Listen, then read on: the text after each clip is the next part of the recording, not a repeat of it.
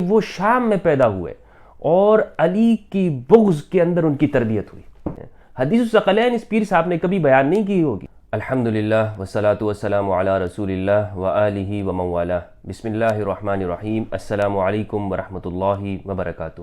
ہمارے ہاں ایک روایت بہت زور و شور سے بیان کی جاتی ہے، اور خاص طور پر اسے وہ لوگ بیان کرتے ہیں جو علم سے دور ہیں، اور جعلی پیر، جھوٹے واعظین، نام نہاد متصوفین اور بدعتی قسم کے مولوی حضرات اس روایت کو بہت بیان کرتے ہیں۔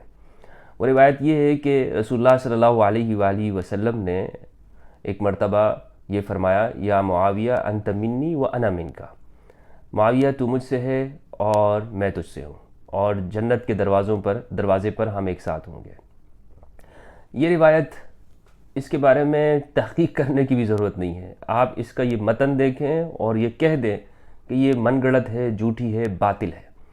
ذہبی رحمہ اللہ نے اپنی کتاب سیر اعلام النبلاء کے اندر الجزء الثالث صفحہ 128 پر، جہاں ابن عساکر کی روایات کو ذکر کیا ہے جو انہوں نے معاویہ کی فضیلت میں بیان کی ہے، تو اسے ذکر کرنے کے بعد ذہبی کہتے ہیں کہ یہ ابن عساکر نے ان کو بیان کیا ہے، اور اس طرح کی روایت پر انہوں نے تعجب کا اظہار کیا ہے، اور ذہبی نے اس پر بڑا شاندار تبصرہ کیا ہے۔ ذہبی نے لکھا ہے کہ فَمِنَ الْأَبَاطِيلِ الْمُخْتَلَقَةِ، من گھڑت روایتیں ہیں، یہ ساری روایتیں جو ابن عساکر نے ذکر کی ہیں من گھڑت ہیں۔ 20-30 روایتیں ذہبی نے ذکر کی ہیں جو معاویہ کی فضیلت میں گھڑی گئی ہیں، جھوٹی ہیں، من گھڑت ہیں۔ ضعیف تو چھوڑیں، ضعیف تو وہ ہوتی ہے نا جس کی سند میں کسی درجے کی کوئی کمزوری ہو، لیکن من گڑت تو یہ ہوتی ہے یا تو اس کے راویوں میں سے کوئی راوی کذاب ہوگا، وضاع ہوگا، جھوٹا ہوگا، ایسی روایت وہ کیا ہوتی ہے۔ تو اب اس کے الفاظ کو آپ دیکھیں، انت منی و انا منکا۔ آپ کو معلوم ہے کہ اگر یہ الفاظ کسی کے لیے کہے ہیں نبی صلی اللہ علیہ وآلہ وسلم نے، تو صحیح بخاری کے اندر ہے کہ وہ امام علی علیہ السلام کے لیے فرمایا، یا علی انت منی و انا منکا۔ یہ رسول اللہ صلی اللہ علیہ وآلہ وسلم نے علی سے فرمایا ہے، علی کو خطاب دیا ہے، کسی اور کے لیے نہیں ہے۔ لیکن بعد کے زمانے کے اندر اموی دور میں اسے دیگر کے لیے گھڑا گیا، اور یہ تبصرہ میں نہیں کر رہا ہوں، یہ تبصرہ ذہبی رحمہ اللہ کا ہے۔ ذہبی کہتے ہیں کہ اس کی وجہ کیا ہے کہ لوگوں نے معاویہ کی فضیلت میں حدیثیں گڑھی ہیں۔ وہ کہتے ہیں اس کی 2 وجہ ہیں۔ ایک وجہ تو یہ ہے کہ یا ان کو معاویہ نے اپنے بعد ایسے لوگوں کو چھوڑا کہ جو ان کی شان میں غلو کرتے ہیں، ان سے محبت میں غلو کرتے ہیں، اور اس کی وجہ یہ ہے کہ ان کو معاویہ نے ان پر کرم کے ساتھ، عطا کے ساتھ حکومت کی، یعنی کچھ دے کر ان کو راضی رکھا ہمیشہ، ایسے لوگوں کے اوپر حکومت کی۔ وہ لوگوں کا ذہن اس طرح بنا کہ وہ معاویہ سے راضی تھے، حکومت سے ان کو وظائف ملتے تھے۔ یا یہ کہ وہ شام میں پیدا ہوئے اور علی کی بغض کے اندر ان کی تربیت ہوئی۔ یعنی شام کے بارے میں ذہبی کا یہ کہنا ہے کہ وہاں پر جو ان کی پیدائش ہوئی ہے تو وہ نسب کے اوپر ہوئی ہے، علی سے بغض کے اوپر ہوئی ہے، اور اس میں بہت سارے لوگ ہیں۔ آگے ذہبی کا تبصرہ بہت خطرناک ہے، آپ اس کو پڑھیے گا، لیکن بڑا واضح تبصرہ انہوں نے کیا ہے کہ اس میں کون کون سے لوگ ہیں کہ جو علی سے بغض کرتے ہیں اور کیوں اس طرح کی موضوع روایتوں کا بیان کرتے ہیں۔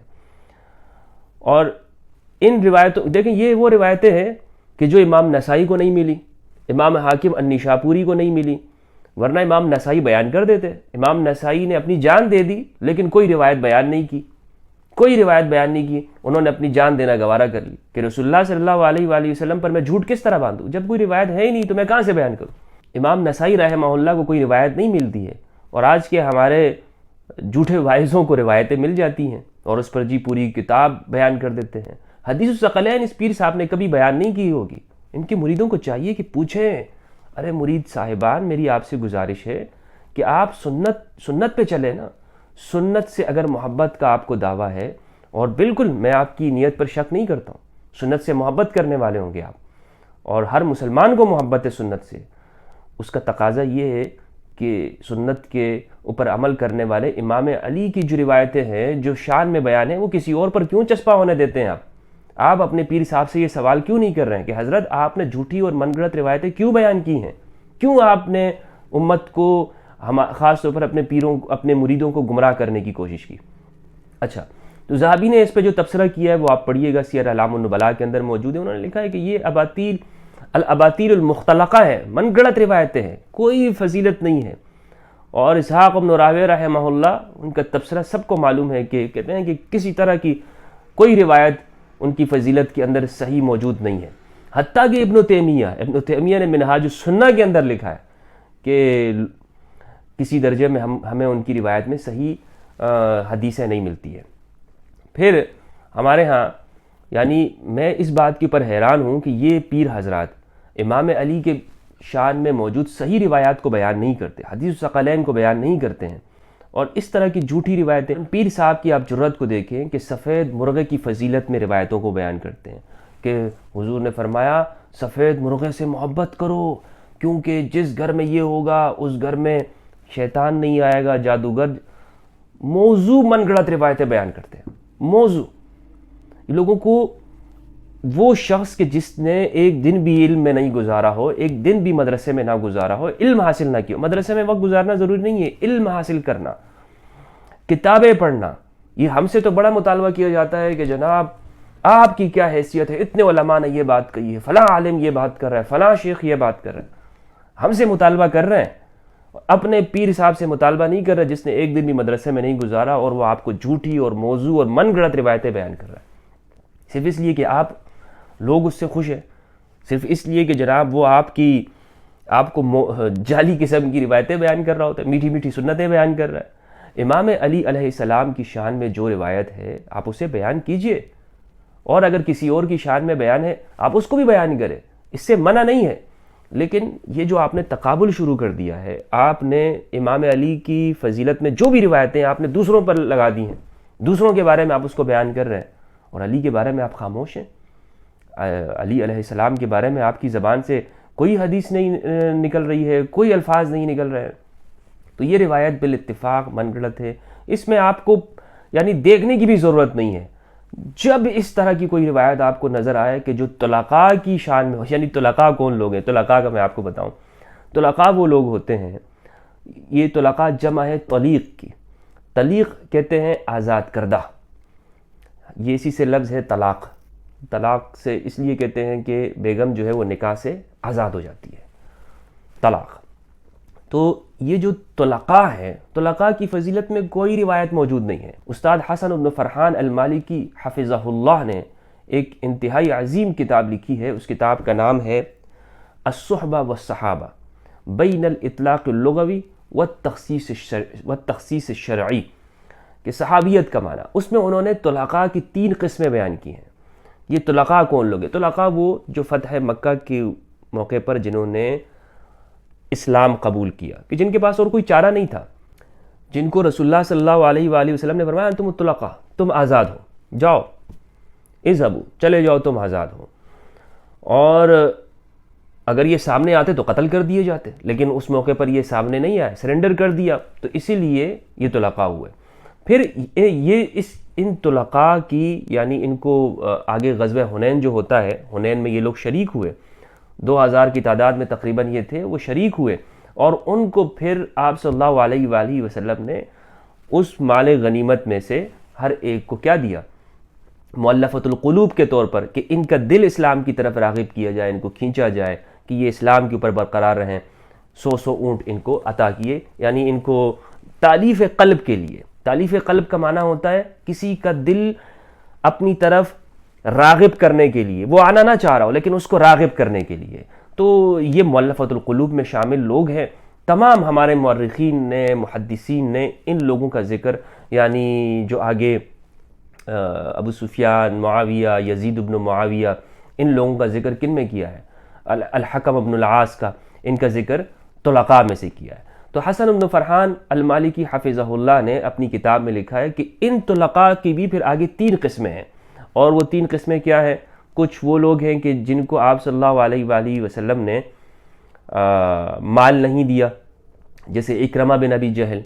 کچھ وہ لوگ ہیں جو دوسری کیٹیگری کے ہیں. پھر تیسری کیٹیگری ان لوگوں کی بنائی کہ جن کو آپ صلی اللہ علیہ وآلہ وسلم نے مال بھی دیا، کہ بھائی یہ مال لو ان کا، اور ان سے اس بات کا اندیشہ تھا کہ یہ آگے جا کر ایسا کام کریں جس سے اسلام کو نقصان ہو، اور آپ دیکھیں کہ پھر آگے ان کی زندگی میں کیا۔ ہمارے یہاں لوگ کہتے ہیں نہیں جی، جب ایک مرتبہ ایک شخص نے اسلام قبول کر لیا پھر آپ اس کے بارے میں کیوں اس طرح کی بات کرتے ہیں؟ یہ کیونکہ حدیث ہے، الاسلام یہدی ما کان قبلہ، اسلام ہر اس چیز کو کہ جو پہلے کے گناہ ہوتے ہیں ختم کر دیتا ہے۔ لیکن صرف یہ حدیث نہیں ہے، صحیح مسلم کی ایک حدیث ہے، صحیح مسلم کی حدیث ہے، اس کو آپ سامنے رکھیں تو آپ صلی اللہ علیہ وآلہ وسلم نے فرمایا، پوچھا گیا کہ کیا یا رسول اللہ جاہلیت کے گناہوں کا ہم سے مواخذہ ہوگا اسلام میں؟ تو آپ نے فرمایا اگر ایک شخص، رسول اللہ صلی اللہ علیہ وآلہ وسلم نے فرمایا اگر ایک شخص اسلام قبول کرنے کے بعد اس کی زندگی اچھی گزرتی ہے، یعنی حسن سیرت ہے اس کے اندر، تو اس سے تو جاہلیت کے جو اعمال ہوں گے ان گناہوں کا نہیں پوچھا جائے گا، وہ بھی معاف ہے۔ لیکن اگر ایک شخص اس کی زندگی اسلام کے بعد وہ اچھی نہیں گزرتی، یعنی اس میں ظلم پایا جاتا ہے، بہتر سیرت نہیں ہے، تو پھر اللہ سبحانہ و تعالیٰ کو اس شخص نے اپنے جاہلیت کا بھی حساب دینا ہوگا اور اپنے اسلام کی زندگی کا بھی حساب دینا ہوگا۔ یہ روایت بھی موجود ہے جناب، اور آپ دیکھ لیں کہ یہ جو طلقاء ہیں آگے کیا ان کی زندگی کے اندر وہ احسان ہے یا ظلم ہے؟ دیکھ لیں کہ کیا قتل ناحق موجود نہیں ہے۔ حدیث عمار کا کیا کریں گے؟ حدیث عمار میں صاف طور پر فئہ باغیہ کہا گیا، اور وہ فئہ باغیہ وہ ہے، یہ تو ہمارے ہاں مولوی صاحبان آپ کو بڑا تقیہ کر کے بیان کر رہے ہوتے ہیں کہ جناب فئہ باغیہ وہ ہے، اشتہاء خطا ہے، خطا فلاں ہے، خطا اجتہادی وغیرہ، واضح موجود ہے۔ عمار یدعوہم الی الجنت ویدعونہ الی النار، عمار ان کو جنت کی طرف بلا رہا ہوگا اور وہ ان کو جہنم کی طرف بلا رہے ہوں گے، یعنی جنتی گروہ اور جہنمی گروہ، جنتی گروہ اور جہنمی گروہ۔ ہمارے یہاں یہ بحث ہے جی فرقہ ناجیہ کون ہے؟ فرقہ ناجیہ اہل السنت سواد اعظم، جو عمار کے ساتھ ہے وہ فرقہ ناجیہ ہے، جو عمار کے ساتھ ہے وہ فرقہ ناجیہ ہے۔ عمار یدعوہم الی الجنت ویدعونہ الی النار، عمار ان کو جنت کی طرف بلا رہا ہوگا۔ تو اب روایتیں جی فلاں نے یہ کہا، فلاں نے خواب دیکھا اس سے فضیلت ثابت ہو گئی، فلاں نے یہ کیا فضیلت ثابت ہو گئی۔ میرے بھائیو، جو امام علی علیہ السلام کے جو فضائل ہیں اسے کس طرح سے ہمارے ہاں دوسروں پر چسپاں کیا گیا ہے، دوسروں کے لیے اسے استعمال کیا گیا ہے، اور یہ کوشش کی جا رہی ہے کہ ایک اتنا جھوٹ بولا جائے کہ اس سے وہ حقیقت چھپ جائے بالکل لوگوں کے سامنے، لوگوں کو معلوم بھی نہ ہو کل کو ہماری نسل کو کہ جناب امام علی علیہ السلام کے فضائل ہیں، امام علی علیہ السلام کے لیے الفاظ بولے گئے۔ یہ روایت ہر طرح سے باطل ہے، اس کا کوئی بھی جو ہے وہ ثبوت موجود نہیں ہے، من گڑت ہے، موضوع ہے، طلقاء کی شان کے اندر کوئی کسی طرح کی بھی کوئی صحیح روایت موجود نہیں ہے۔ السلام علیکم ورحمۃ اللہ وبرکاتہ۔